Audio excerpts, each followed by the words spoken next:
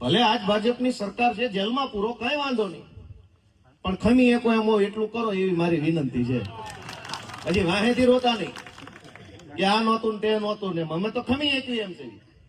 એની તો 40 વર્ષથી સરકાર છે એટલે એ ભૂલી ગયા છે. 1 કલાક લોકઅપમાં જેથી અમારી સરકાર બેહાર છે ને ભાજપના નેતાને, તેથી રોતા નહીં આવડે. અમે 15 20 FIR અમારી ઉપર થઈ છે, અનેક જિલ્લાની જેલમાં રહ્યા છીએ, કેટલી કોર્ટોની તારીખો ભરીએ છીએ, પેટનું પાણી ન ઓલે અમારે. કેમ કે સંઘર્ષના માણસો છીએ. ભાજપની તો સરકાર 40 વર્ષથી છે.